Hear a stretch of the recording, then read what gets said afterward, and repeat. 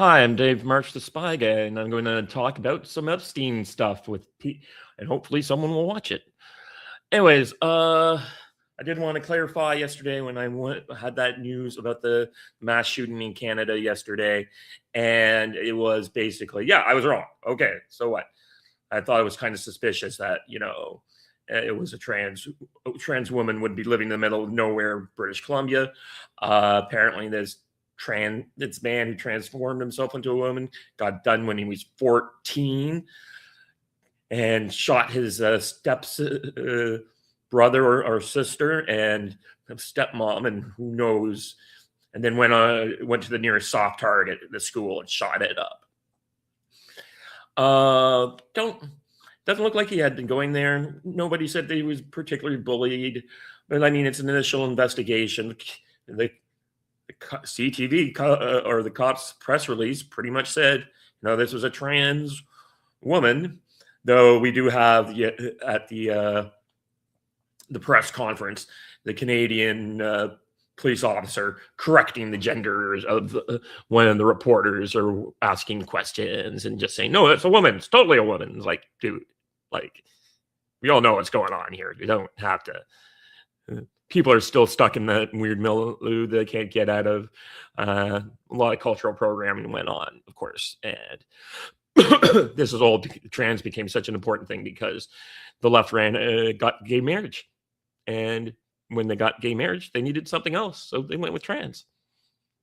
And that became their big cause. And a lot of this has to do with the CIA funding a bunch of stuff around the world through the National Endowment of Democracy and USA Ideas, we found out. So, yeah, we're going to get back into some Epstein stuff. And I was going to start off with a short video with Sargon of Akkad, who's noticing quite a lot of this stuff. And then we have an interview, Spiked interviewed Michael Tracy, so we get the other side of things, though I'm going to fast forward through that a fair bit. And then finally we'll end up on Pizzagate commentary with Redacted last night, which I watched, just finished off this about 10 minutes ago, and we'll also be kind of fast forwarding through that so we don't get, because these things, both interviews are like 2 hours long each, and it is kind of, Spike really pissed me off, and I downvoted their video because Michael Tracy asked about the Mendelsohn question, and he's like,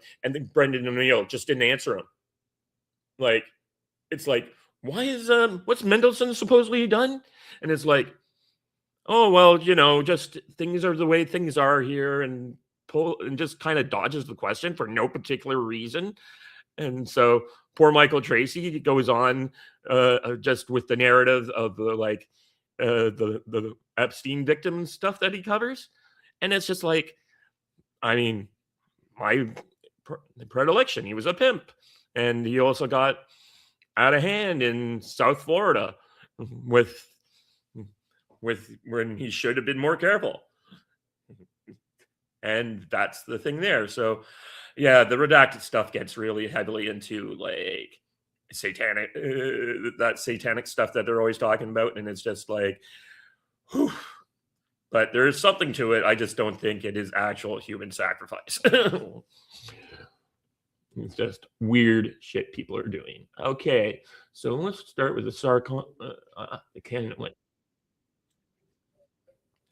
Yeah, let me just share the link. And he's kind of like, this stuff is getting really weird. And it's true. It's like, who knew all these conspiracies were true? Going on with the Epstein files, the Epstein case. I don't even know where to start. Like, it's just... I started with you. As far as I can tell, all of the genuinely important information is actually out in the public. Epstein definitely was trafficking girls, it seems, and doing God only knows what. And it seems that the darkest, most wild conspiracy theory fever dreams, probably on the money, probably roughly in the correct ballpark. Maybe it's worse than it even than the emails even imply. I don't know. It seems awful.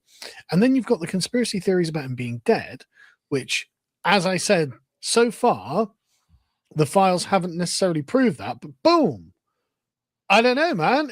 There's a lot in here that, seems actually, I I don't know. What am I supposed to say? Yeah, what do you say to this stuff? Like Michael Tracy comes up with a lot of stuff in his thing, and he just says thinks this is kind of satanic panic, and in some ways it is kind of a satanic panic. But then again, people are talking about actual Satan here, so I'm not too sure about it. About this, so you've got like this image floating around. This is when he was taken out of the jail cell dead in 2019, and everyone's like, "That's weird. His ear doesn't look right." Very clearly not the same. So I don't know. What am I supposed to take from this? Who knows, right? Who knows? His nose isn't the same either. Who knows, right? I don't know. I'm not saying I know.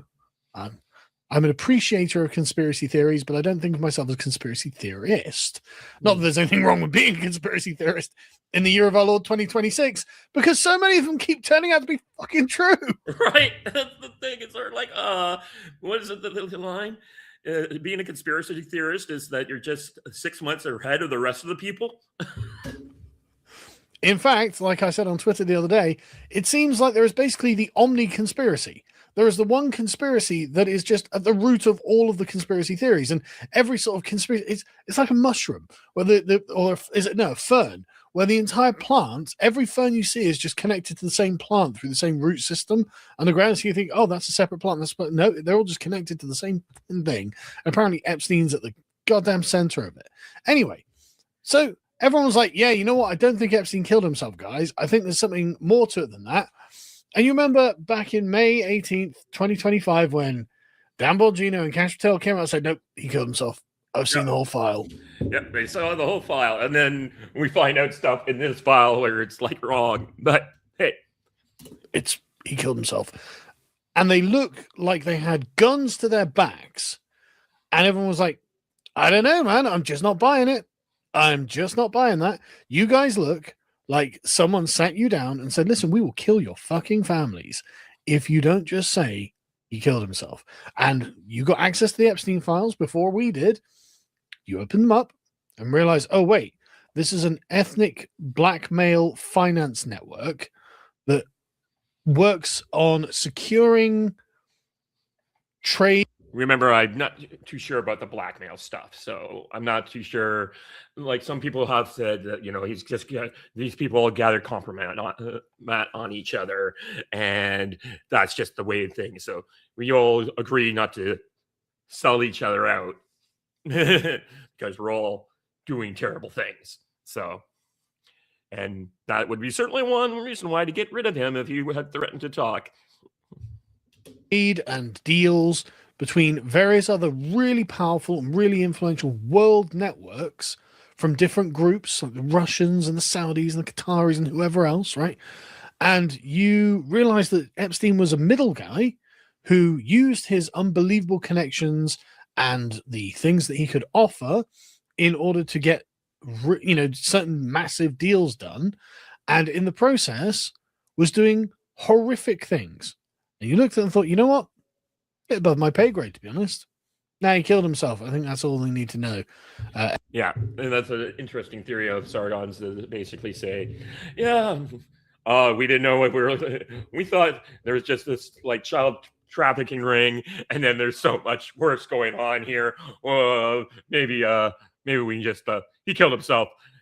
There's nothing more to the story. I'm also hearing that Trump's basically pissed off about it, and that he's a much more yeller lately since he got reelected. Epstein files, they're a Democrat hoax. Nothing more to see here, folks. Which is it was never going to wash. I don't even know how we managed to get the Epstein files out, to be honest. How they got this, how the Department of Justice is like, well, we'll just release it and see where the chips fall. I mean, maybe nothing bad happens. But this is like ruining reputations. Because, of course, in the Epstein files, we start seeing some really amazing things. Like, as this chap points out, they had a spare body. They were told to start work, remove the badge. Oh, no, sorry, this isn't the body one. Sorry, I've got this mixed up. This is where they decided they were going to like wipe the video files of the cell for some reason. Yep. They destroy X blanked. Started removing. Watch a video of him killing himself because they didn't exist, or maybe there was a copy somewhere else that he did get to watch, but nope. the bad drives in order to rebuild the DVR. X advised the FBI agent that he was the one who pulled out the DVR. X also advised that he knew that by replacing both hard drives, the system would be wiped, and he advised the personnel of that. As in, they knew that after the incident, we were asked about the cameras. There were 2 new hard drives to install, but installing the new drives would mean that all prior data would be lost. They wouldn't want the video, and so X was told to start working on the system. So they knew they would lose the data by replacing these hard drives. I mean, I'm not even sure that's true. They take out a hard drive. The hard drive still got the information on it. But anyway, apparently that's gone forever now. And they did manage to give us that piece of footage the other day of like someone going to the cell or whatever, didn't they? So it hadn't been lost. The cameras weren't broken. We know that they were lying, right? And then you have this one where Epstein's like, I have the body double, and I bought nitrile gloves. You're not allowed to use latex. This is to Jeffrey Epstein from someone redacted on the subject of body double, by the way. And all containers are very clean, so you don't get other products that could be harmful on the skin. What? Okay, what are we talking about? Then we've got this. Epstein jail guards used fake body to trick media waiting outside the prison while his real corpse was loaded into a van unnoticed. Great question. Why did you have a fake Epstein body ready? Right. Why? Now, that being said, this is based on witness testimony. So we're not too sure why there was that there. So it might be, and this is all part of the idea that Epstein's still alive somewhere, having escaped. I mean, the man was head of the Trilateral Commission. Like, wow. I mean, like I'm saying, I'm not saying if this proves that he's still alive and playing Fortnite in Israel. What I'm saying is, it's a bit weird to have a fake body double around, kill all the video footage, disappear all the video footage, and then decide to sneak out a fake body in order to fool the media. It's just really weird that you'd need to go to any of these lengths, right?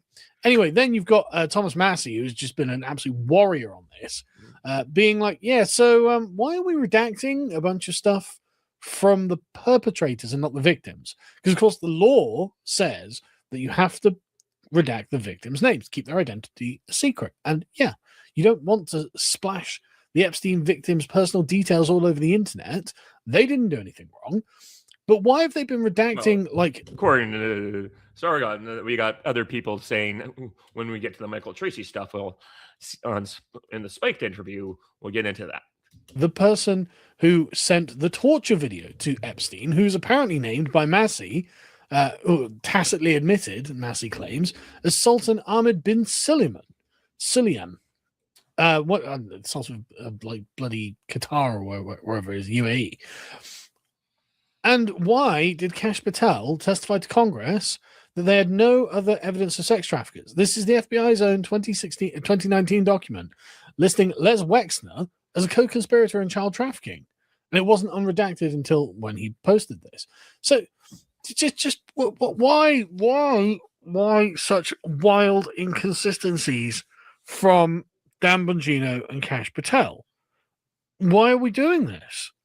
Look, guys, you went in there with a mandate to smash up this horrific conspiracy, and it's being done for you. It's all in public now. Yep. And everyone's like, why are you redacting a file that lists several men who might be implicated? It's just really weird. Just really, really weird that that's the case. And then Dan Bongino has had this legendary crash out. Yeah. Where and the thing is, right, I just want to be clear. I genuinely think that Bongino and Patel went in there, looked at it, and was like, oh, shit. This is worse than we thought it was going to be. Right. Not only is it more depraved than we thought it was going to be, but this is colossal. Because, I mean, like, obviously the mainstream media is like, oh, is Epstein a Russian asset? No, he's obviously not a Russian asset. Yeah, well, as I've said it here numerous times, like, Sargon hasn't seen the thing there, but he just doesn't understand the level of some of the stuff. So let's pick again, throw a dart at a board and see if you can actually get the country he's obviously an asset for. But like Robert Maxwell's daughter just happens to be obsessed with him, and his closest, his like longest girlfriend. And there are allegations in the Epstein files. He was trained as a spy, by the way. Let you guess which country that was for. Yeah, like we said, it doesn't look like he was trained by that particular country. He's an network of something else. He's worked for that country as he's worked for other countries and done all the deals. But it looks like I keep saying he's part of the Rothschild bank, private intelligence. And yet, for some reason, Bongino is having this massive crash out. It's like, mate, you could just be honest, right? You just come out and say, this is what happened, and I was intimidated. Like, I was terrified, because it is a scary thing. These are the sorts of people who apparently torture and murder kids, and worse, possibly. And so, yeah, I imagine that they would do terrible things to you and your family. They'd threaten you with whatever they needed to threaten you with. And it seems that Bongino, going back to Fox News again as a contributor, looks like he's kind of been just told, look, we'll just give you a comfortable retirement, right? You get 100K a year or whatever it is, and you just appear as a Fox News contributor.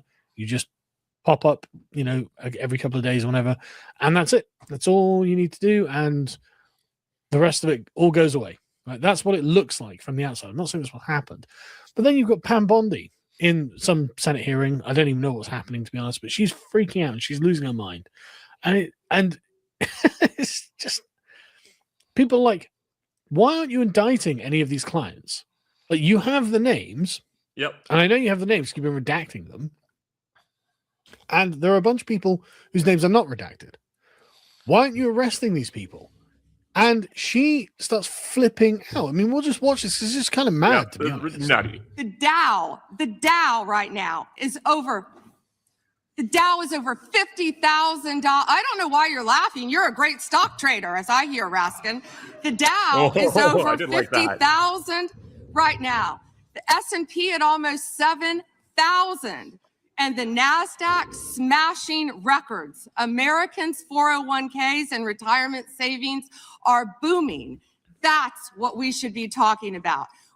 But we're concerned that there is an ethnic supremacist network that is essentially working behind the scenes of the United States and the government and the business interests to not only puppeteer things in their direction and by proxy the direction of another country, but also the things they're doing are monstrous, genuinely monstrous.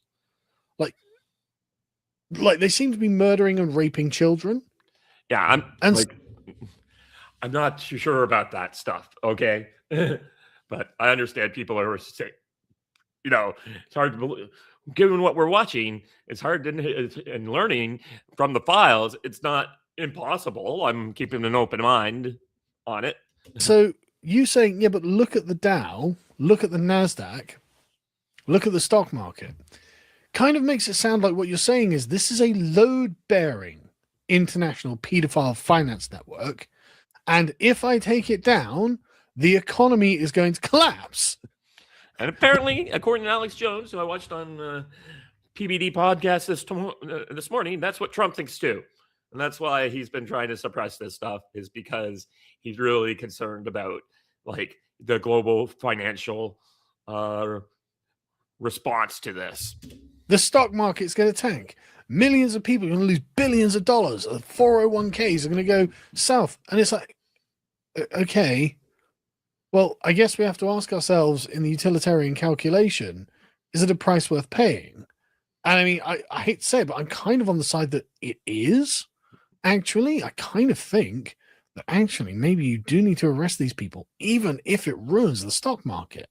And maybe, just maybe, it might be worth reconstituting the country in such a way that actually a pedophile network for ethnic supremacist interests are not actually core to your entire economic system. I mean, just call me crazy. I'm just going to throw it out there and say, look, guys, maybe that just shouldn't be the case. Maybe actually you should have a system that's run honestly and not on nonce blackmail. It's a radical idea, but it's worth thinking about, right? And then you've got the weirdest thing, which is somehow, I don't know how this keeps happening. Trump seems to be the person who's vindicated. So far, nothing really bad has come out about Trump. There's lots of people whining about Trump. Epstein called Trump the most evil man that he knew. So I covered a bunch of this in the 2019 video I did. I looked into the relationship between Epstein and Trump, and basically they were buddies until like the early 2000s, about 2002, 2003, where they fell out over the purchase of a property in Florida. I think it might actually. Yeah, Trump's clarified that since then. He was mad because he kept poaching girls from his thing to run massages. Like, you can't keep stealing my employees, okay? This is not cool. Epstein said, sure, I'd stop. He would stop, and then it continued. It'd been Mar-a-Lago, to be honest. But Donald Trump managed to get the property. Epstein didn't get the property. They fell out. And then Trump started pointing out that, hang on a second, this Epstein guy seems to be a bit of a nonce. And in 2006, he actually did become an FBI informant. And this is before Epstein went to jail over them. And as discussed here, my theory is that he's been an informer since the 1980s or even 70s. Yes. So Trump actually was ahead of the curve on this, saying, hang on a second, this Epstein guy's a nonce. Maybe the FBI wants to look into him. There was a tweet in like September or October 2012 about this. And it's something that he's been saying repeatedly. And the Epstein files have been released. And a retired cop told FBI agents that Trump had called Maxwell evil. And he'd gone after Epstein and told them that, by the way, people in New York knew Epstein is disgusting and you should do something. And it's like, how the fuck does Trump manage to fluke his way into being on the right side of every fucking issue? Like, of all the people, and why was he He's like, got his own it's network. a Democrat hoax? What's the point in that? What's the point in trying to cover it up? What's the point of Pam Bondi saying, yeah, the client list's on my desk? Oh, there is no client list. It's like, bro, we've seen the black book. That's all out. Yeah. Like, I realize that you guys think, right, there's a particular network connected to a particular country that is going to take some serious hits. Like I said, not that country. If you start arresting people, but actually, I think you might have a moral obligation to arrest them, even if that's the case, even if the stock market's doing great, because these people are evil pedophiles who are holding your country ransom so they get to do unholy things to children. I mean, just call me crazy, but I think that if you were to poll people in the street and say, look, right, the economy's going to tank, it's going to be a rough few years, new depression, if we arrest all of these nonces, people are probably like, I think you should probably still arrest the nonces. Sorry, but I think you have to, because otherwise, doesn't that make our entire country sordid and tainted, and disgusting? And to know that we are living off the largesse of people like Jeffrey Epstein and his connected friends, is that the country you want? I don't think that's the country anyone wants. And I think that people would probably say, yeah, okay, well, we'll just got to do what you got to do, because these people have got to go to jail, right? There has to be some people going to jail. I mean, in Britain, this is ruining politics. Mandelson being a buddy of Epstein's after Epstein had been convicted of soliciting a child prostitute, staying at his house, and Keir Starmer running cover for him is destroying Starmer's government. Like, loads of people are resigning. Loads of people are losing their... Mendelsohn also Mendelsohn also did that, sold out financial secrets and created I'd have to actually see, espionage under the acts. He was committing espionage. I'm going to look up the British version of treason. I have called him a traitor, but treason under UK law.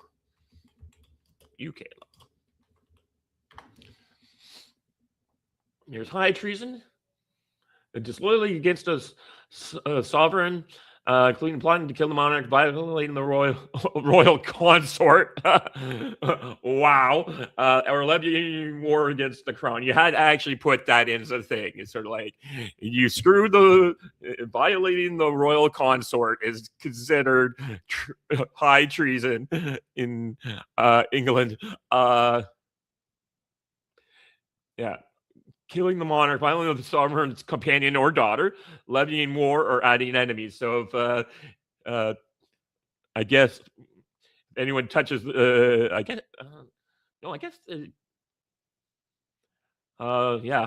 The one princess got up to a lot of, and one of the princesses got up to a lot of things, and all those men who did that were guilty of high treason.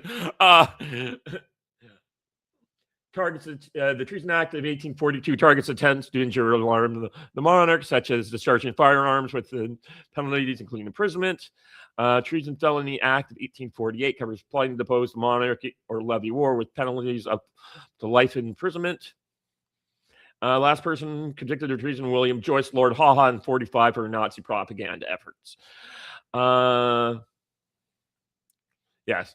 While it still enforced modern terrorism and rioting laws, often replace the need for that.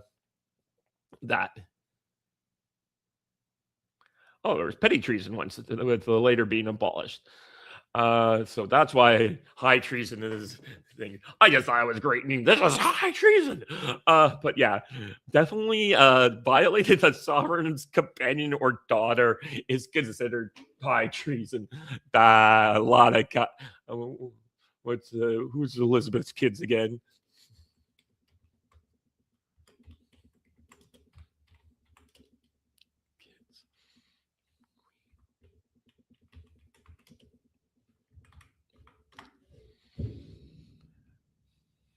Yes, Princess Anne got up into a great deal of trouble, and I guess every man who she ever was with, except for maybe she got married. I don't know about that. Look at Princess Anne's marriage.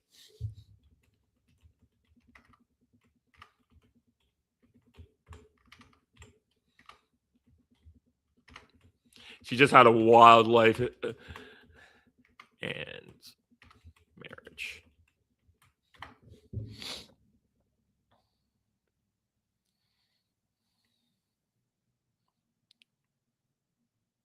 Yes. Yes, one of the royals, I can't remember. Yeah, so maybe it was, maybe it's someone else. Maybe it wasn't Anne. But yeah, there's definitely one of the royals had a wild time in her 20s. And I guess anyone who would have been with her was doing high treason. So I just find that funny. Okay, where do we go from here? So Sargon has covered, covered the Sargon stuff. And now, okay, so Sargon basically finishing off that. Close off that. I'm going to move this one over here now. And we're going to cover the spiked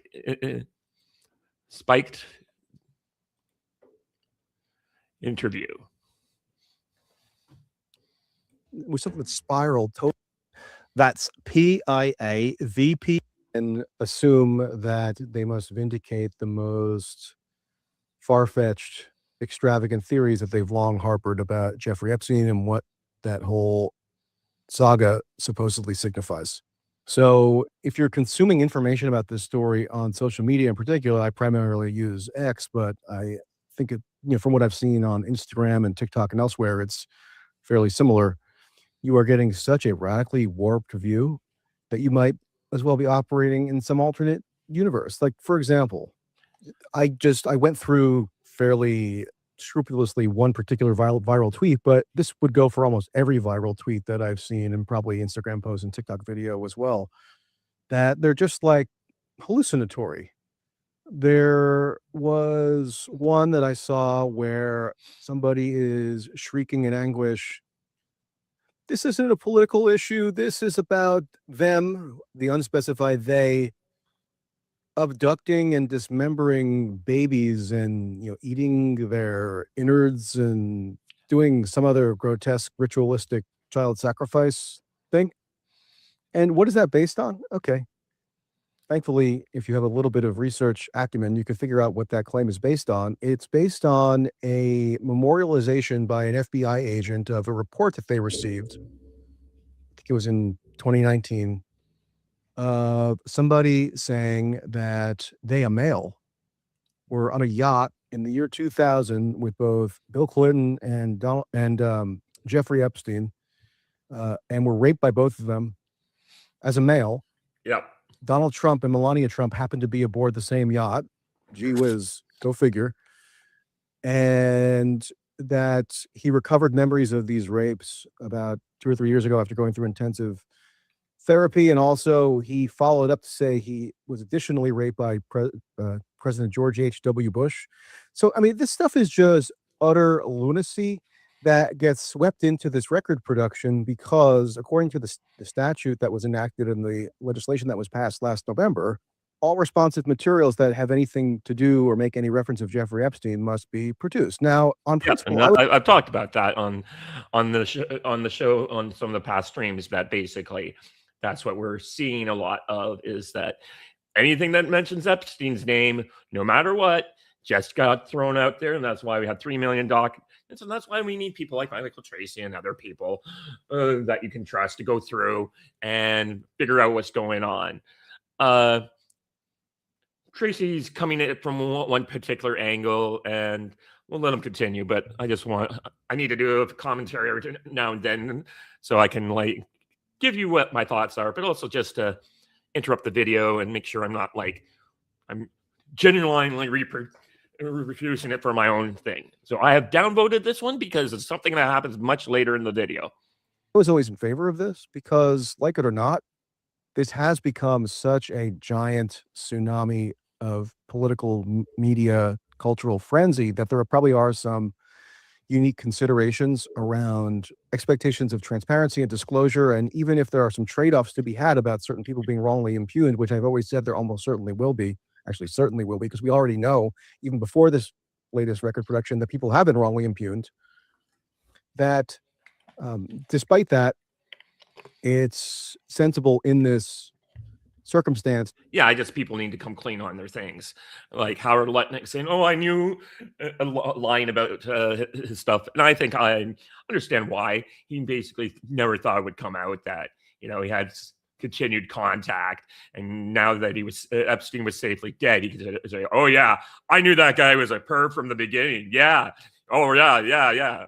That was his thing." And then recklessly kind of continuing the relationship afterwards, like, you got caught in a fib, and doesn't look good for you, but I don't think he should be fired over it. Other people who've like Eric Weinstein famously met with the man after he got arrested. Like, there are a bunch of people who've dealt with him afterwards. Michael Tracy even says something interesting about the whole situation later on in this video. To have a full and comprehensive disclosure and transparency. But although there is a lot of interesting material that actually has come out, even if it doesn't necessarily vindicate these crazy theories that people have been peddling, we're also not getting full transparency. There have been records removed by the Department of Justice when quote unquote victims and their lawyers have started to complain, as they did almost immediately upon the release, this latest release, January 30th. And actually, one of the marquee victims' lawyer, the one who's been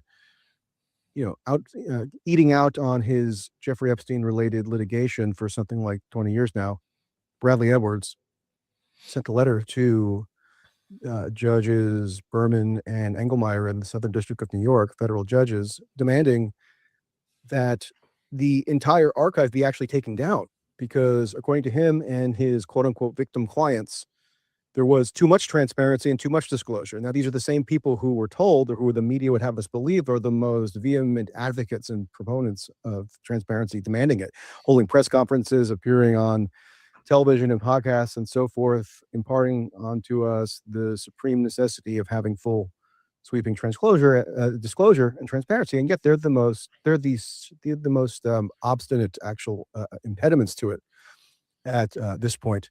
So there are so many misconceptions that abound on this issue. Sometimes it's hard to even know where to begin. I'm sort of interested now in the fallout in Britain. I was actually writing something yesterday on Noam Chomsky, because he is one of the most... Skip past the Noam Chomsky stuff, because he's going to point out that he's been in not a coma, but he's in a stroke-like state, and he can't come out and defend himself now. But there is a lot of odd stuff that this guy made a lot of odd connections with. So I'm going to just see if we can skip ahead a bit. Effects of that are, for a man in his 50s, obviously you would have the man who's extremely wealthy and like moves in these high society circles. At a certain point, when his illegal imbroglio really started in 2005 in Palm Beach, it was a localized issue. People take it to mean it was like some globe-spanning pedophilic trafficking thing from the jump, and it really wasn't. It was a local crime that was essentially being investigated beginning in 2005.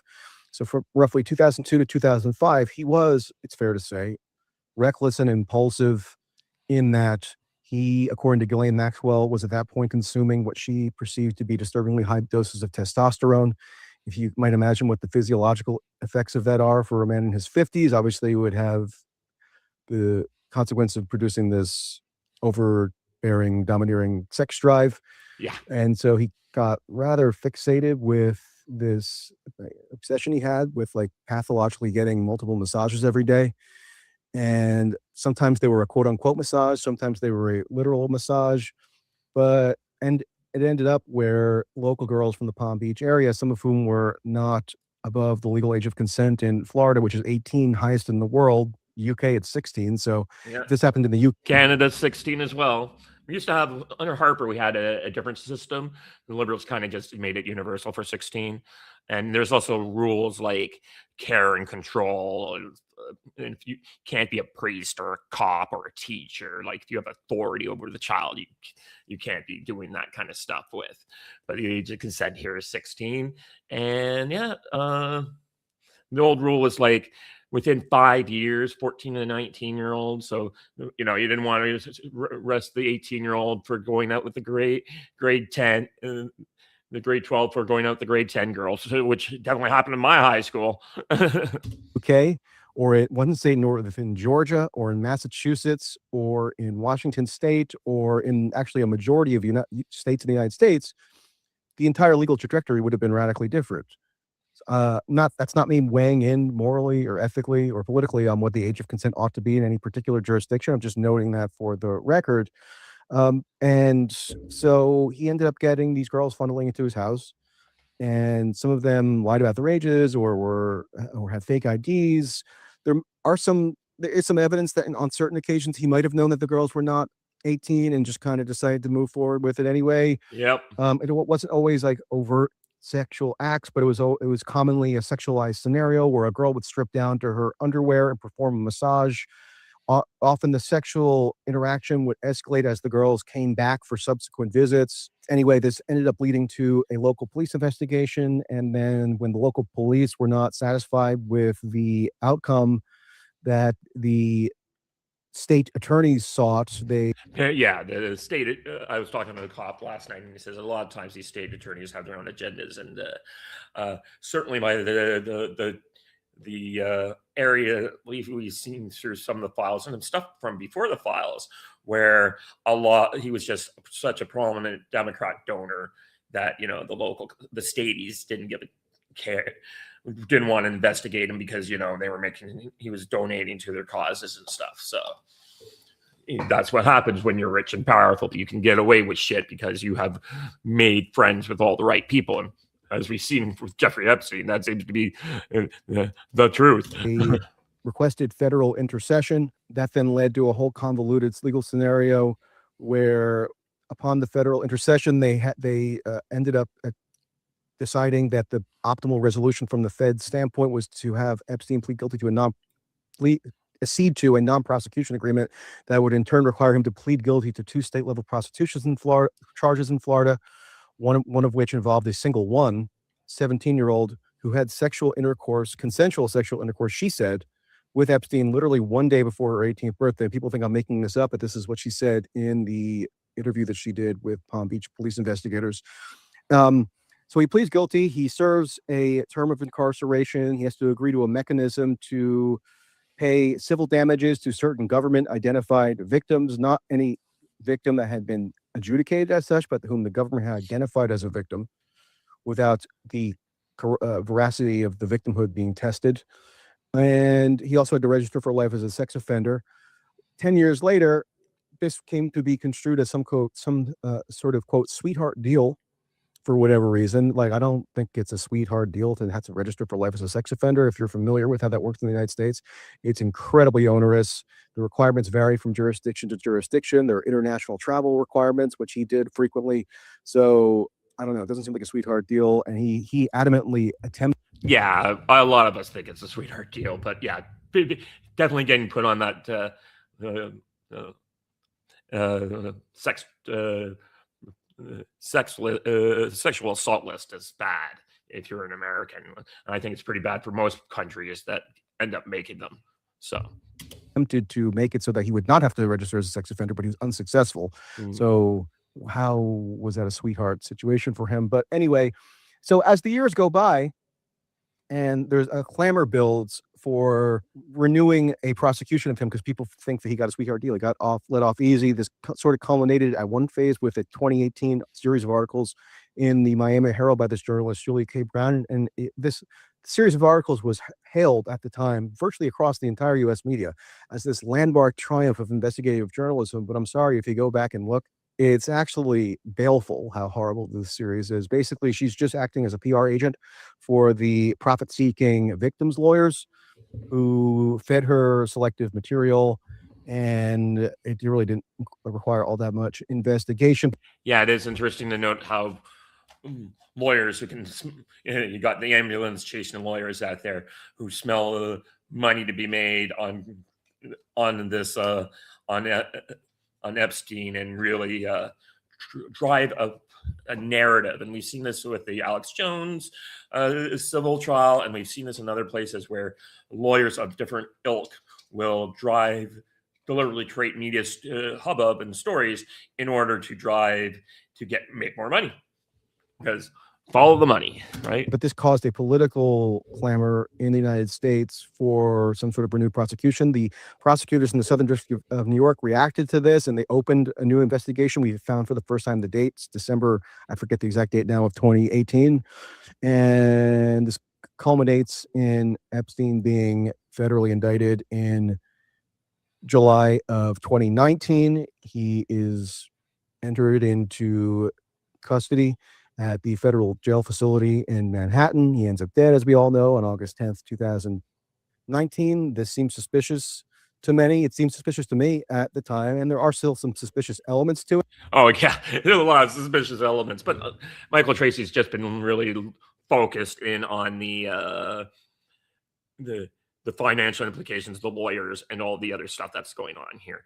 And he later admits, I haven't been able to get into a lot of the other stuff because I've been hyper focused on this particular aspect. And I just thought it's interesting to show people the different aspects of this weird operation. So I'm not necessarily disagreeing. It's just like some of this stuff has been hyped up by various groups who want to profit on it. And I just want to give the different perspective. But in any event, once he's dead, libel laws no longer apply to him. And also his very well-endowed estate becomes susceptible to a floodgate of civil lawsuits. So anybody who could claim that they had any tangential relationship to Jeffrey Epstein, more or less, is able to sue that estate. A compensation program gets brokered whereby alleged victims can obtain as much as $5 million tax-free in an expressly confidential and non-adversarial format, so their claims are never tested. And if they embellish or dramatize something, they don't have to worry about them being exposed publicly per the court-approved terms of that agreement. Other settlement funds also then become available, like JP Morgan and Deutsche Bank are sued in class action lawsuits claiming that they facilitated some gigantic sex trafficking operation. So that also obviously incentivizes even more people to come out of the woodworks. And on and on and on. In terms of the United States domestic political perception of all this, it kind of goes back and forth like a perverse ping pong ball between whether the right wingers and the Republicans think that the Democrats are covering stuff up to protect their own donors and friends. And now we see that flipped where Democrats and liberals are convinced that Donald Trump is covering stuff up to protect himself and his own friends. And yeah, and then that's the thing. It's like, it's looking less and like I don't know. I keep hearing things from people like Alex Jones. I think sometimes it's just the Trump luck. You know, Trump's going to Trump, and we're going to get the results of this stuff. So, is it an elaborate operation, as someone like Tom Longo would say, or is it just a fluke, as I could see it? So I'm just wondering what's going on. And so like 90% of this, or maybe I'll even revise my estimate upward to like 95%, is just pure mass hysteria and moral panic. The records that actually are illuminating that have come out so far show that, for example, and I'll wrap up here because again, I can go on for ages about all this stuff, but for example, the chief accuser who basically catalyzed the generation of what I've been calling the Epstein mythology. So a child sex trafficking ring enforced by blackmail, in which legions of prominent individuals from across industries and across countries were ensnared in this intelligence service directed blackmail operation that they somehow decided to task Jeffrey Epstein with.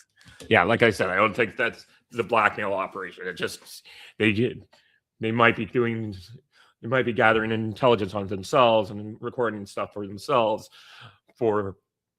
as a backup, but I don't think there's like some sort of large scale blackmail ring. I just, as Mike Ben says, you want to go to and like Elon Musk had that whole thing. I just want to go to the wild, crazy party, right? Perpetrating. That all came from one individual, Virginia Roberts Giuffre, in a court filing in December of 2014. Yeah, and that's when I learned that. I was like, oh shit. So none of her claims were ever corroborated even slightly, but we now have definitive proof that even the federal prosecutors who were desperate at this point in 2019 to prosecute somebody in lieu of Jeffrey Epstein, who they were humiliated had died under their watch effectively, or the government's watch. So they felt that they had to satiate this popular desire for somebody to be, quote, held accountable. So they latched onto Ghislaine Maxwell, and they were desperate for any evidence that they could muster, no matter how flimsy, to support a case for, quote unquote, child sex trafficking against Ghislaine Maxwell. So they interviewed this woman, Virginia Roberts Giuffre. This memo just came out January 30th. And they actually seem, in their like stern professional wordage, if you read through the lines, the definite connotation or implication is that they were actually shocked at how radically non-credible she was in virtually everything that she ever claimed. And again, this person is the genesis of the wider Epstein mythology. We have the very prosecutors who, again, were desperate to win their cases against first Epstein, then he dies, then Maxwell, like Maureen Comey and co., who were asked after the Trump administration came back in January of 2025 and wanted a review of the Epstein, quote unquote, files or the investigative history, because of stuff that a lot of the right-wing personalities have said on podcasts and so forth. And they too seem fairly, shocked to find out from Maureen Comey that after a thorough review of every possible piece of evidence, they, for one thing, never found that Jeffrey Epstein ever installed surreptitiously video cameras in private rooms in his residences, which again is another pillar of this mythology, that he never produced any illicit child pornographic material, and that he possessed no videos or images that depicted any sexual abuse at all. Yeah. So, I mean, but then what the hell was Pam Bondi saying at that place, right? At the restaurant to the woman about all the things they found. So I'm not too sure. And of course, Comey's is the daughter of the FBI director, and there's a lot of other stuff there that make me very suspicious of when they say these things. So I'm not saying, I just like, look, we also had things like they went to get the warrant. They didn't have the ability to get all the data files from when they arrested Epstein because their warrant didn't cover all the video stuff. And then they asked for it a week later. So who knows what was wiped off the scene? There's a lot of these are cover-up people. I don't necessarily believe anything of what they say. And this is actually astonishing stuff in terms of what the common understanding of what went on with Jeffrey Epstein is. So how I would summarize it all is that there's something that spiraled totally out of control through a massive confluence of political, cultural, and other factors. And, the train has left the station, and it's impossible, in my experience, to reason with people who have been wedded to these quasi-theological beliefs around the Epstein saga. And also, most people aren't like me, where I'm a maniac and I'm able to actually spend a lot of time looking through the details. So they are not equipped to understand why so much of what they're being told is overblown. So there's a scandal right now in Norway because one of their ambassador to Jordan and Iraq had this relationship with Epstein, and she's had to resign. And it's just like, I don't know that she or anybody else in Norway like would even be equipped to understand why it is that they are succumbing to a moral panic. So I don't know. It's just astounding. Yeah, so I'm going to try and skip ahead a few things here. Here's People on social media or some opportunist somewhere, but people who he was close personal friends and collaborators with, like people who co-authored books with him. This the people are huckster, ditching him. again, no images of sexual abuse, as the federal prosecutors in their own internal memo revealed. Even more stuff, like, so part of what has been fueling a lot of this hysteria since last July, at least in the United States and probably elsewhere, is that the FBI and DOJ put out this ridiculous memo on July 6, 2025, in which on the one hand dispelled all the common Epstein mythology, like a client list or a large scale child sex trafficking operation or a blackmail, and they said that there was no predicate to prosecute any additional third-party individuals. But they also threw in this additional claim that just like added fuel to the fire and was the worst of both worlds, which they said that Epstein, quote, harmed over 1,000 victims, their review showed. And yeah, so this is something that's very scary. But now we're going to learn what it actually who those 1,000 victims are. The provenance of that figure was always very bizarre and dubious to me, because they used like weasel word language. If they were saying that over 1,000 people were sexually abused by Epstein, why didn't they just say that?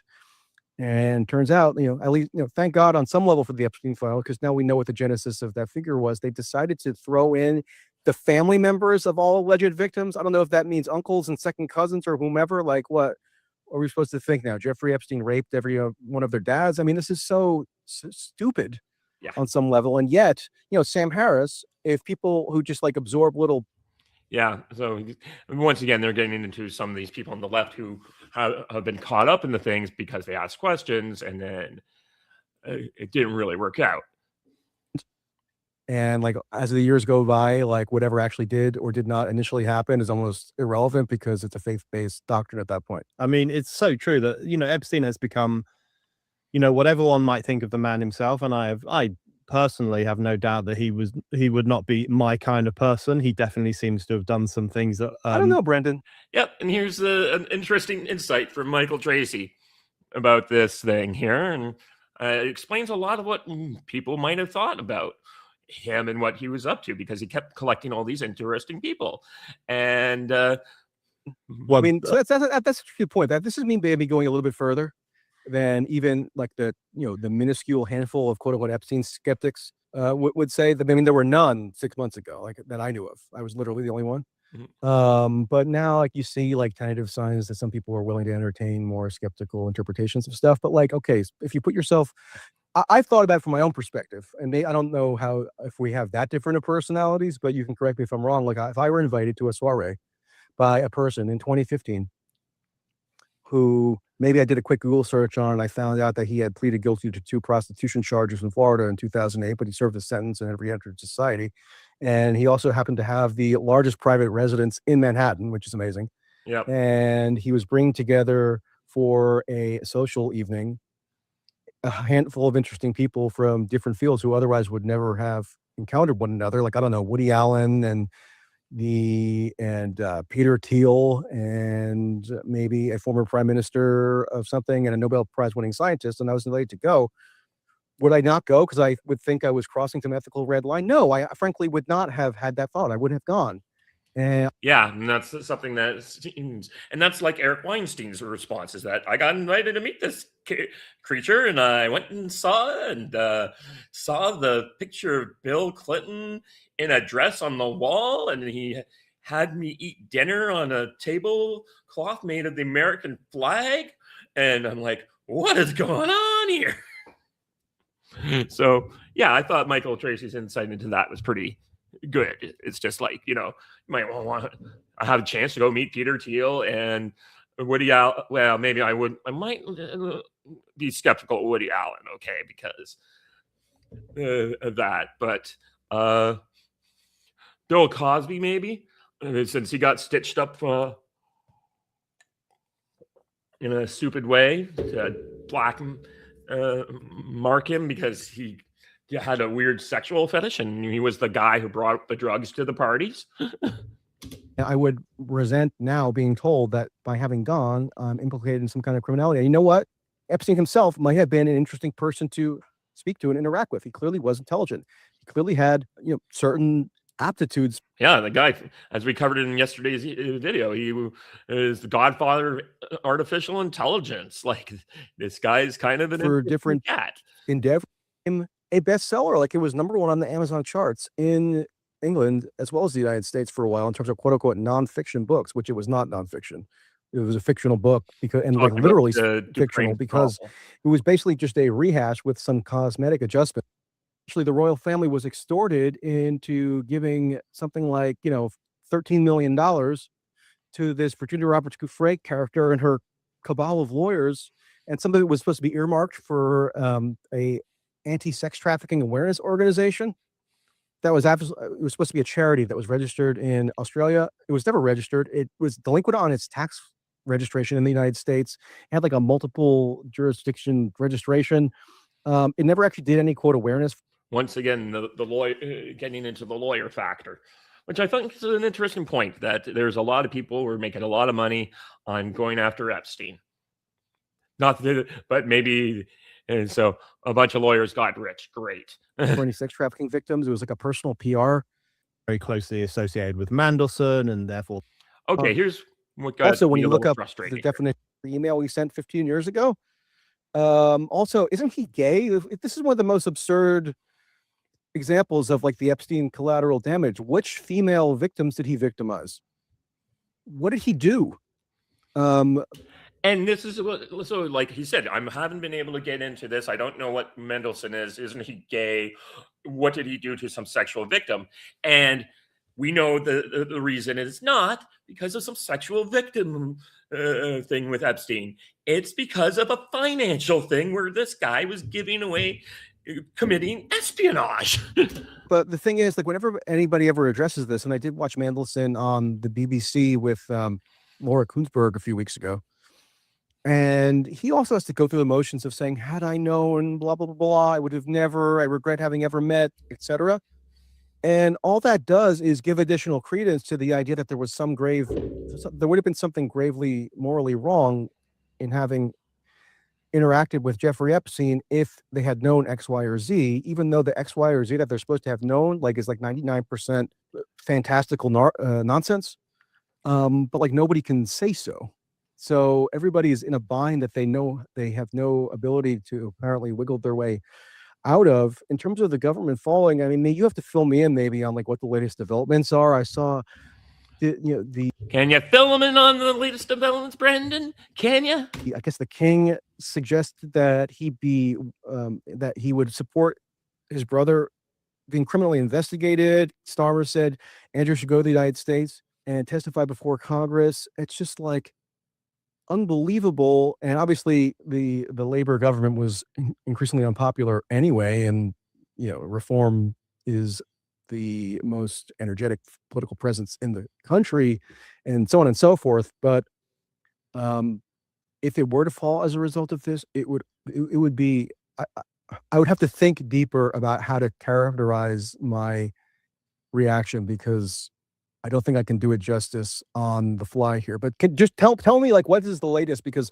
there's so much going on in the United States, right? Tell me what's the latest, Brendan. Go ahead, tell them. Now that I haven't been able to do quite as much of a deep dive as I would like on the internal dynamics in the UK. Well, there's a lot going on with the government. I mean, there's the Andrew stuff in King Charles saying he will assist the police, although how he would do that, I have no idea. But then in relation to Starmer's government, probably the most significant development, firstly, the ousting of Mandelson, but even more importantly, the sacking of Morgan McSweeney, who was Keir Starmer's right-hand man. He was the power behind the throne in many ways, and he's gone because he was very closely associated with Mandelson, and therefore that's a problem.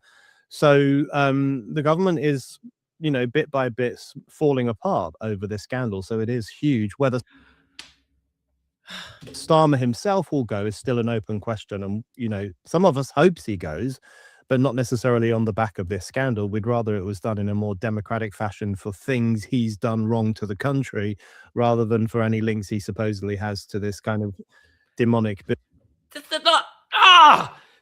He didn't answer the question. He's like, oh, it's the pedophile, the child porn or whatever, or that. It's the Epstein sex stuff. No, Mendelssohn's gone partly because of this stuff, but mostly because he was sending financial and confidential secrets from number 10 about the 2008 bank bailout to Jeffrey Epstein. He got the email and pressed forward 4 seconds after receiving confidential government documentation, and this idiot can't tell Tracy that. So Tracy now thinks it's all part of the the alleged child stuff. Make it I just put it down as I'm sure Michael Tracy will get filled in properly one of these days, but that was just so frustrating, and that's why I put my thumbs down on this video. And I left a comment like, what are you doing here? No living hell. Tracy asked me about the Mendelssohn scandal. He said it was a financial scandal. That was ridiculous.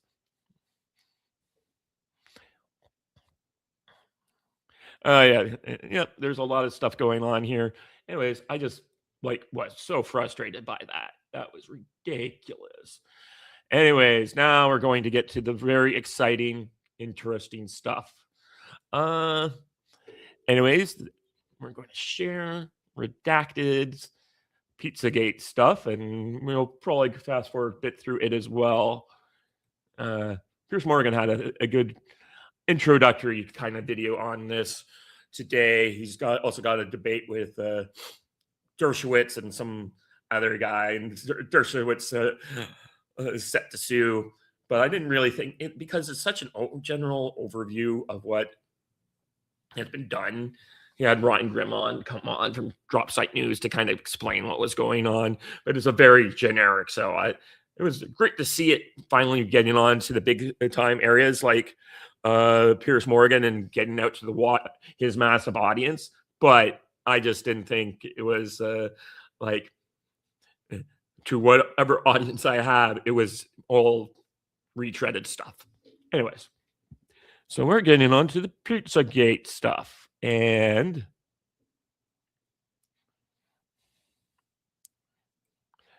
press play here. And politicians were openly communicating about child sacrifice, sex trafficking rituals, pedophilia, joking about it in emails, and yes, pizza, of course. Here's one example. Chrissy Teigen, married to John Legend. Here's just one example. Johnny and I are on our way to the Hollydale. And Karina Belanoff is serving a nice 4-year-old cheese pizza with adrenochrome. Yeah. Okay. I would never think to post something. Why would you joke about that? But that's not the only time. People joke about the Holocaust. What can I tell you? That here's a few more examples over the years. I'm 1,000,000% going to be a child from Toddlers and Tiaras for Halloween. Can we fast forward time, please? I'm beyond excited. I'm going to jail over pizza, she says. I woke up this morning with a pizza on my chest and ranch dressing all over me. So if you think I'm too good for this, you are sadly mistaken. It's actually so ridiculous that most of the plane just laughs hysterically when someone just comes on with pizza. Then at the bottom, accidentally went to the children's aquarium looking pretty pedo bearish, cruise in the parking lot. Like joking about maybe you do it once, but it's so bizarre. Then the little seeing little girls do the splits half naked is just, I just want to put myself in jail. Toddlers and Tiaras. So journalist Liz Crokin took them to task, specifically Chrissy Teigen and John Legend had something to say about that. You need to take my family's name out of your mouth before you get sued, John Legend wrote to her, initial tweet. Chrissy, you run in circles with people who rape, torture, and traffic kids. This is a fact. I expose sex trafficking for a living. Liz is an investigative journalist who first broke the Pizzagate story wide open from the 2016 WikiLeaks emails. And we have to give credit where credit is due. Liz, welcome to the show. Great to see you. Hi, guys. Thank you so much for having me on. I got to give some context, though, to the Chrissy Teigen feud. Yeah, please. Okay, I'm going to start by saying that you posted some of her abhorrent emails where she's clearly promoting pedophilia, but I just want your audience to understand those are just some. she had to delete tens of thousands of tweets going back decades after we got into this Twitter feud. So that's number one. And then number two, the tweet where John Legend threatened to sue me, in the tweet that I wrote, so he was quote tweeting me, I said, you run in circles with people who rape, torture, and traffic children. Okay. So in that tweet, you can't see it because this is, years back and before X, or when X was Twitter, but I actually had posted 4 pictures of her with different known sexual predators and or pedophiles. And one of them would have been Harvey Weinstein. And another one was someone that John Legend and... I'm not too sure Harvey Weinstein was classified as a child person. He seemed to like his actors a little older. So that's, yeah, he's he abused the casting couch which was disgusting, but I don't know if I would consider him that. And Chrissy Teigen did some kind of philanthropic event with who actually had been charged and convicted of sex trafficking. So there is more context to that tweet, and everything that I said about them was 100% factual. So they did get into a huge Twitter feud with me for pointing out that Chrissy Teigen not only promotes pedophilia on her social media pages, and not just Twitter, by the way, it was Instagram too, but she was also promoting pedophile code words, including known pedophile code words or symbols that have been identified by the FBI. So everything I wrote about Chrissy Teigen was 100% accurate. And then she fired back, days after I had tweeted about her, just kind of out of the blue. It felt like a very coordinated attack. And the next thing I know, I have her attacking me, millions of her followers attacking me. The Church of Satan defended her honor. Hooters and Chelsea Clinton. I'm actually not kidding.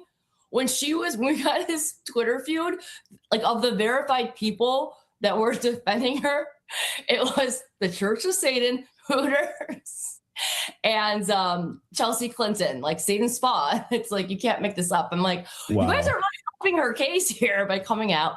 And then, of course, John Legend threatened to sue me. This was in 2017. Still waiting for the lawsuit. I've actually begged them over the years, please sue me. Like, discovery would be wonderful. If you're willing to promote pedophilia on your Twitter page, then imagine, what she's doing behind closed doors. And of course, it was just an empty threat. But the media ran.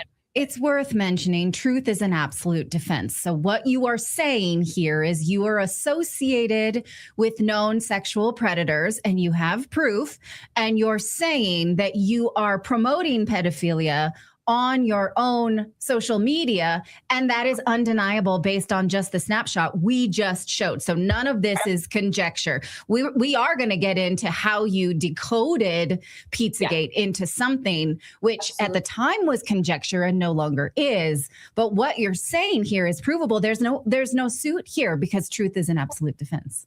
Well, that's why they didn't scare me. And, what these powerful people do is they use all different kinds of intimidation tactics to silence you. Sometimes they kill you. And, it doesn't work for me. For me, it just pissed me off. Yeah. Sometimes they kill you. That's United States. They seem to just like to sue people. The killing thing, just you got to be really high up in the scheme of things to get killed, like a Jeffrey Epstein.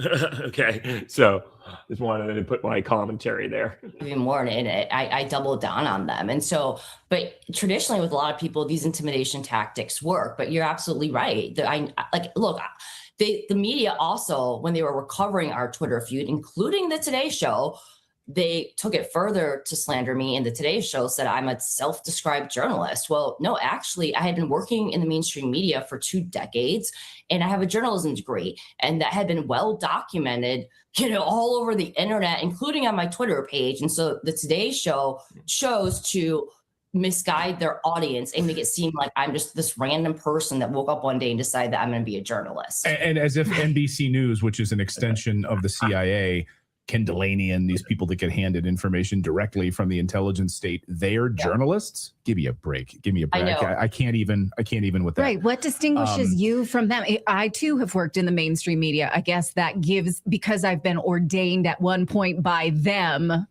then I get that title. But if I had otherwise not, they don't have any other extra credentials than we do from a journalism degree. So middle finger. Yeah, well, the only difference is that they're propagandists, and I tell the truth. I get the memo that you're not allowed to be a journalist unless you push the deep state talking points and protect pedophiles. Right. But they made it clearly after. Journalist. Like, I've done journalism. I'm doing kind of journalism right now. This idea that you have to have the credit was like, the freedom of the press was literally the fact that you had a printing press and you were making pamphlets and handing them out to people during the revolution. I mean, that's where that term comes from. I started covering Pizzagate and went after me, and I lost all my jobs. But if I may, Pizzagate is an epithet for someone who's crazy. That has how they framed it in order to discredit anybody with the same way they use the term far left and things like that. But maybe you can tell us, let's go back a little bit further. How did you? I can't, I have the book Blackwater around here. And in one, it's also, I can't remember the reporter who wrote it, but every time he's so partisan Democrat. Anytime he writes about a right winger, it's like arch right wing Republican Congressman Dana Rohrabacher. I'm like, what? Dana Rohrabacher's a arch conservative versus, and then any Democrat who's just like, and this guy. It's like, what's going on here? Just ridiculous stuff. Decode Pizzagate from the beginning, from the WikiLeaks debacle. Okay, so what happened is, so in 2016, like we were talking earlier, how WikiLeaks released a bunch of emails exposing the Democrats, right? And before October, I believe they started releasing the DNC emails, and those weren't as salacious. Like those emails exposed corruption, but it was things like Donna Brazile giving Hillary Clinton a campaign question, before a debate or a town hall. Fast forward to October, and that's when we got the October surprise from WikiLeaks, which was run by Julian Assange, and he released the Podesta emails. And most of the damning emails... Who, by the way, from what I understand, his password was P@SSWORD. Boomers. Proving that these people are involved in the rape, torture, and trafficking of children were in the Podesta emails. So when these emails started coming out in 2016, I was still working for the mainstream media. I was working for multiple publications, including the New York Observer and Town Hall. I had been covering the election for these outlets. And when the emails came out, I started reading them immediately. So I was reading them and then researching these emails in real time as they were coming out. And I started noticing that there were a ton of emails that used the word pizza and other food items in a context that clearly did not apply to food. Yeah. Now, at the time in 2016, when I first started researching Pizzagate, and again, it was immediately after the Podesta emails came out, I found evidence online actually proving that Pizzagate is a known pedophile code word in pedophile circles. And it was actually defined as a pedophile code word by the Urban Dictionary, and it was still up and active when the Podesta emails came out in 2016. But here's what gets interesting. So I'd be researching the Podesta emails and researching, is pizza a pedophile code word?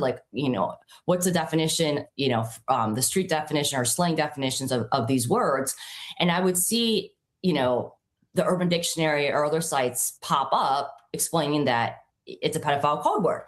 And then I would check back a few hours later the next day and it'd be gone. It'd be gone. And so I watched in real time, you guys, how they would scrub evidence that pizza's a pedophile code word and other things. That's wait. And were you broadcasting at the time about this, or you were keeping this to yourself as you were doing the research? So they were seeing somebody logging onto the website and checking this stuff out, and then they were removing it? Yeah. So I don't know if I was doing my YouTube videos. she probably would not have been the only one doing it at the time. There were probably thousands of people going through the thing, reviewing the documents. And when they started noticing that people were searching that term at such a great rate, they would have gone ahead and started trying to censor it. But I was tweeting and I was writing for those publications. But I actually was tweeting in real time a lot of the things I was finding. Wow. And they were starting to just scrub it. Did you find out who was behind the Urban Dictionary? Like who funded it, ran it in your research? Well, that specifically, that getting scrubbed. And by the way, I got a screenshot of it that I still have in one of my Substack articles. But so I managed to get screenshots of a lot of the stuff they were trying to scrub. But what we learned from the Epstein files that were released 2 Fridays ago is that Jeffrey Epstein was working with an agency, and he was paying an agency to remove stuff from the internet and scrub stuff from the internet. Really? And also, so it ties back to Epstein. The Podesta emails tie back to Epstein himself. Like, this guy is just everywhere. And as we saw in yesterday's episode, created the godfather of AI. So maybe all this stuff is just early on from his stuff. The internet with positive articles about him. So this is not a secret. This is a known thing that they do. And I do believe that some of the things that got scrubbed, it'd be right after I tweeted about it. Like I'll give you another example. There was an obituary and some other stories, including in some mainstream media, about how John Podesta's mother had adopted, I believe it was 25 children. And that's just weird. Like who adopts 25 children? John Podesta's mother.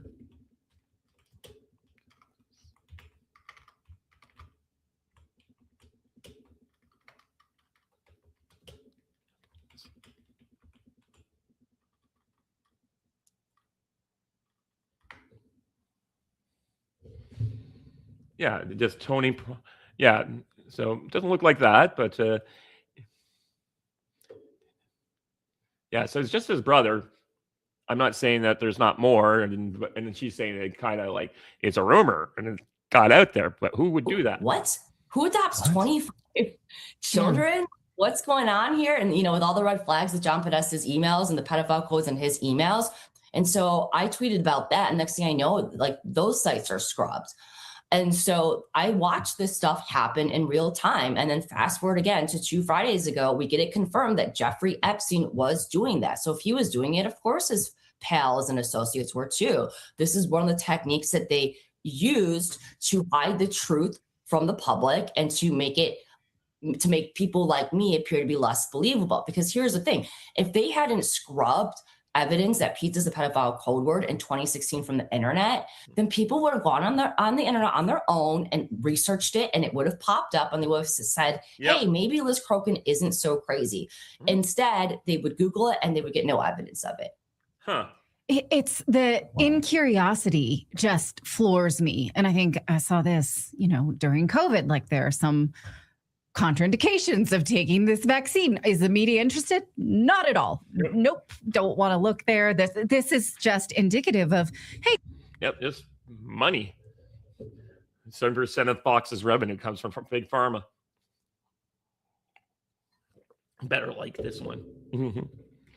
These are some concerning things. We're journalists. Don't we follow this? And the mainstream media is like, no, we actually don't. No. We don't do that. So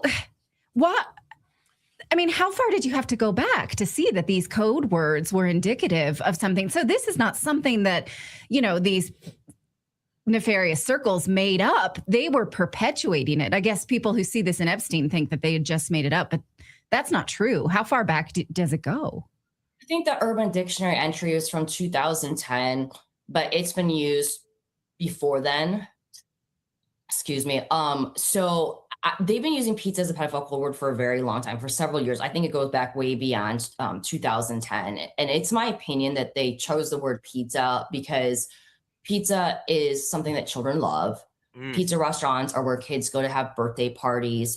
Chuck E. Cheese is like a pizza franchise were, dedicated to kids. And so I think that that's why they chose pizza. I mean, I don't know who chose that word. And to some pedophiles, it has different meaning. To some, it's child porn. To others, it's just kids. But it is definitely a pedophile code word. And so what happened after 2016 is I was able to go through all these emails and find that, Podesta and his pals were using pizza in a context that does not apply to food. So I'll give you an example. Tony Podesta had one email where he emailed John and he said, I'm going to get pizza for an hour. And it's, how do you get pizza for an hour? You can get a service for an hour. You can get a child sex slave for an hour. You can't get pizza for an hour. It makes no sense, right? And then some people love to say, oh, it's drugs. Well, how do you get drugs for an hour? Like if you're going to get cocaine, like You you're can't going rent to get Now, that being said, it could be one could steel man and say that it's a code word for prostitutes. And that as well could be how you could have it for an hour. So it doesn't necessarily have to be. The Urban Dictionary said it was for children, but you could make the say it was like, I'm getting a prostitute for an hour. Okay, it would be bad, but at least not as scandalous as kids. Consumable. cocaine, Yeah. So that doesn't make sense either. And then there was other emails where it would be. There was one email where they talked about going to a pizza party, an adult pizza party, but there was a bunch of adults going to the adult pizza party, but they only had one slice and they needed to know how many adults were going to be attending. So they knew how thinly to slice it. Oh. And then in between these emails, you would see emails, for example, Tony Podesta, like I'm still, last night was fun. I'm still in the torture chamber. And then you look at other emails where they're not even talking about pizza, but they're talking about going to pool parties, adult pool parties, and having children there as entertainment. And then another red flag that is an indicator that these people are trafficking these kids is they list their ages. And so we see that in the Podesta emails as well, where there was one email in particular that was sent by Tamara Lozado. She was Hillary Clinton's chief of staff when she was a senator. And she sent an email to, I believe, John Podesta saying that she would be providing transportation for the children. And she listed their 3 names with their ages for their entertainment for a pool party. Well, so I would read an email like that and it's like, okay, this is weird. Kids, entertainment, pool party, the age is listed. And that's what traffickers do. They will list the ages because the clients, the customers, they have preferences. So they want to know the ages of the children because they're purchasing them, right? Right. And we saw that in the Epstein files as well with the new emails that were released 2 Fridays ago. So I'm looking at this email written by Tamara Lozado. She works for Hillary Clinton. She's emailing John Podesta. Then I start looking into her and I find out that she has a password protected website called Evie's Blog, where people can see infants, quote, raw and uncut. And there's all these pictures of children. And then on the right side of the website, there was all these tabs that were acronyms or they were just porn words. So they were the kind of words that you would see, on a porn website, or you would see on just a blatant, child porn website. Like I remember one of them was baby Ambien and like just all kinds of crazy twisted stuff. And I have screenshots of all that stuff too and document that stuff. So when you take the known pedophile code words in the emails and then the other emails like children's entertainment, they're listing the children's names. And then you find out that this woman that's emailing about the children for entertainment runs a website that literally has all the markers and all the hallmarks of a child porn site. Then you start to see the picture and it becomes very clear that these people are involved in trafficking children. Yeah. So Podesta, Hillary Clinton, I mean, I keep hearing from my sources, I mean, just how Hillary Clinton is all tied into this. And she's, seems to have skirted a lot of this by now. And we're going to hear from her testimony, maybe, or maybe she'll plead the fifth. I don't know, with Bill Clinton at the end of the month here. Right. My in front expectations are low for know. them to disclose. I mean, how easy is it to just say nothing to Congress? People do it all the time. Yeah. Mm-hmm. Yeah.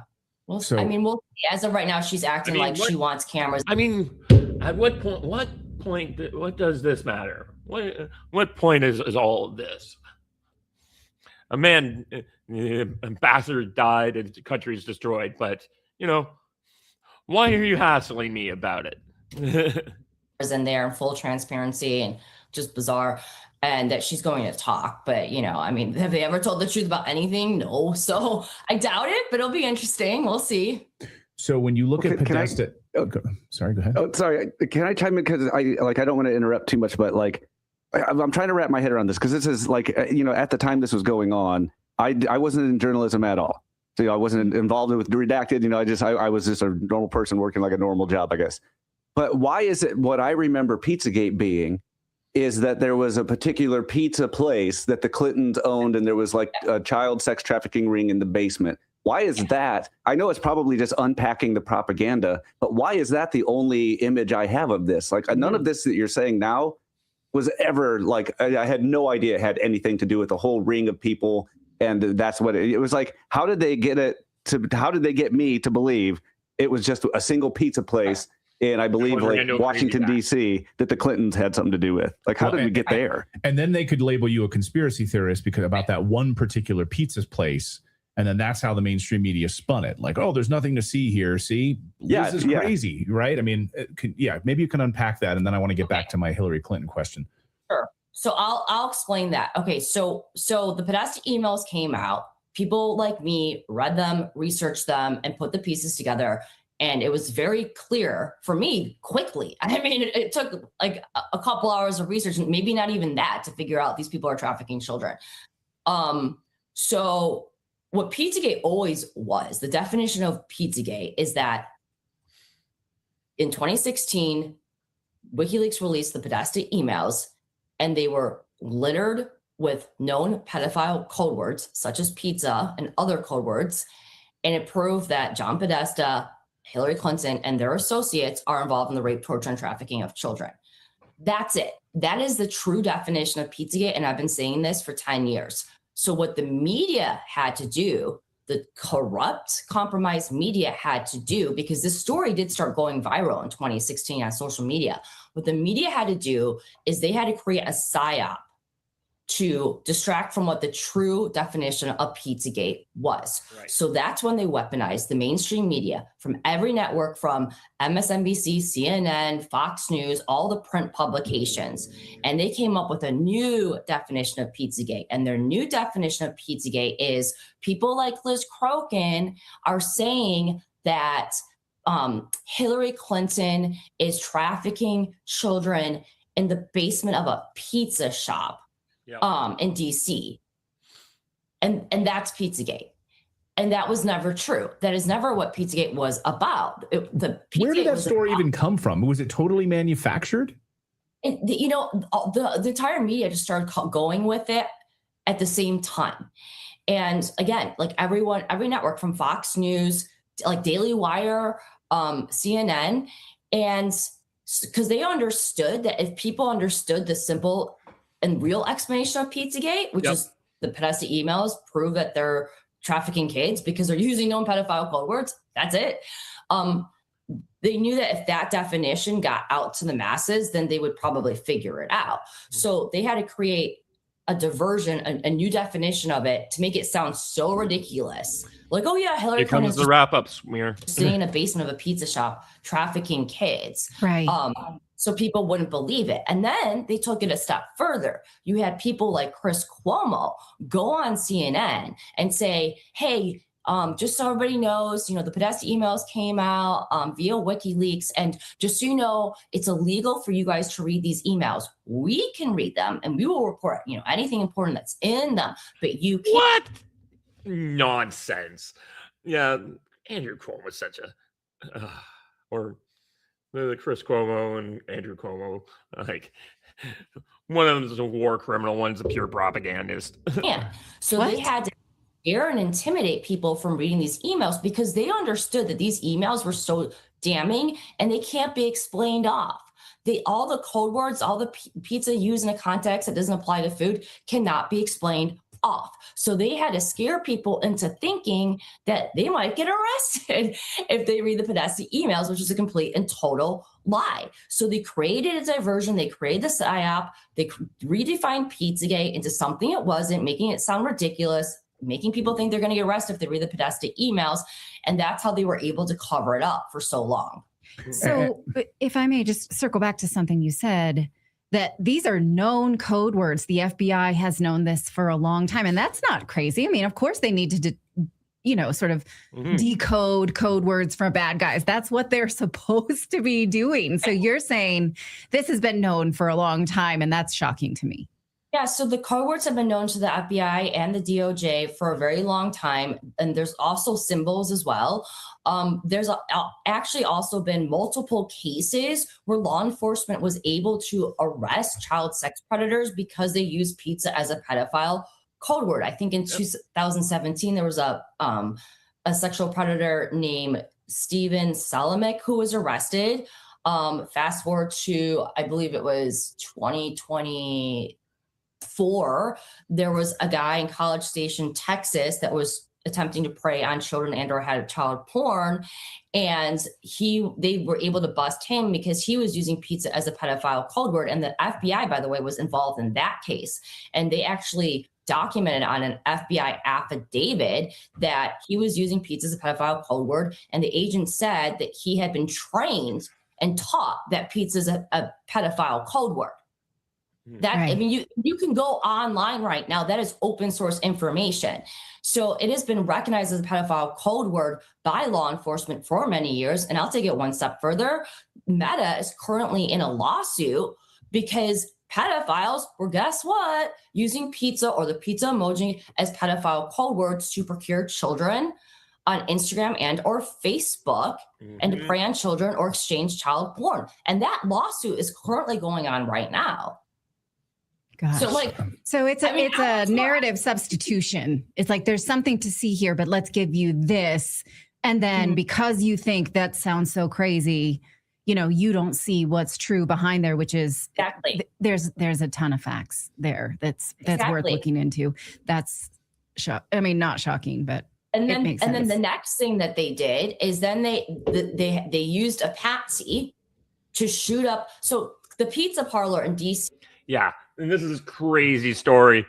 And, but after we saw the second assassination attempt on Donald Trump and what we learned from that guy, who's now in prison, I think, for life, after trying to defend himself, God, you could have possibly got a plea out of that, but you're just crazy. See Comet Ping Pong in question. That guy that runs it, in my opinion, he's totally a pedophile. His entire Instagram page was just littered with not even pedophile code words, like known pedophile slang. For example, he would write things like chicken lover with pictures of, grown men with infants or toddlers. Chicken lovers, again, not a pedophile code word. That's a known pedophile slang. That means a gay man that is sexually attracted to a child. He had photos of children, like taped or tied to tables. Like he was sexualizing children all over his Instagram page. At his pizza shop, which was Comet Ping Pong, he had bands play at his pizza shop that would promote pedophilia, just like Chrissy Teigen. They'd be on stage, like talking about raping kids, talking about sacrificing kids, laughing about it. I could go on and on and on. And so what happened is, that is an aspect of the story, but it's not like the true definition of what Pizzagate is or the primary definition of it, right? Right. So, but I will say that Comet Ping Pong did become the center of Pizzagate because of the redefining of Pizzagate, but also because there was so much evidence that there was pedophilia and sex trafficking tied to this restaurant online. I mean, it was just so blatant, just like actually probably worse than the Podesta emails. So what happened next is they used a patsy to shoot up Comet Ping Pong.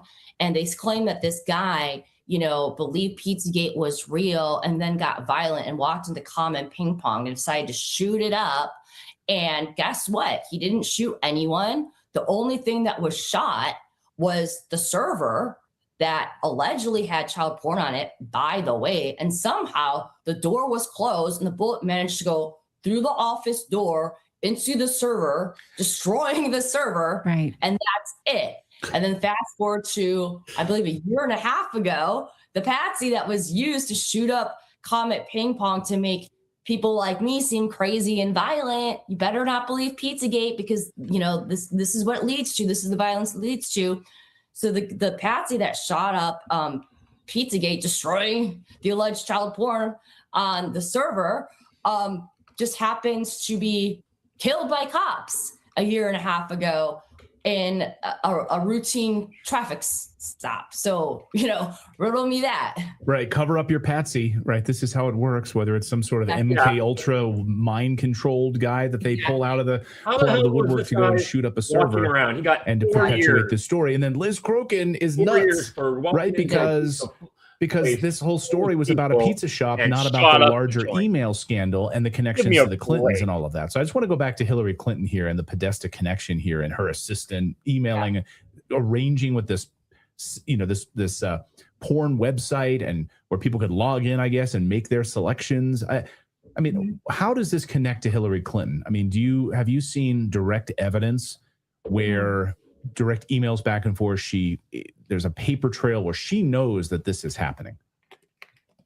Well, we don't even need to look at the emails to prove that she knows this is happening. We can go as far back as to when she was Secretary of State. Mm-hmm. And actually, the mainstream media, specifically Chuck Todd, reported about how there was pedophilia at the State Department when she was running it, right? And that she actively covered it up.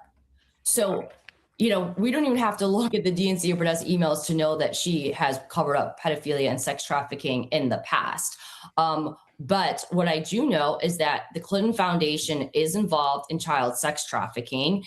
Anthony Weiner's laptop has evidence on it that proves that Hillary Clinton is directly involved in child sex trafficking and crimes against children. And when I say evidence, videos and photos. This was something that the NYPD investigated in 2016. This is something I covered myself in 2016. I had sources I talked to that knew what these NYPD detectives saw. And there was evidence proving that Hillary Clinton was actively committing crimes against Huma Abedin's first husband, and Huma Abedin was like Hillary Clinton's best friend and chief aide for, and as we saw a few episodes ago, some crazy stuff. If you want to really look into it, I'm just find it very hard to believe some of the stuff though, and I get like there's a certain level of depravity that I'm just like, okay, this is getting too weird. Children on this laptop, and not just her, many of her associates, including Huma Abedin. Anthony Weiner kept all this evidence, and allegedly he filed it in a folder called life insurance. And all that case that the NYPD wanted to act on was then taken over by James Comey and the FBI. And of course, the Comey connection. So many things happen with him.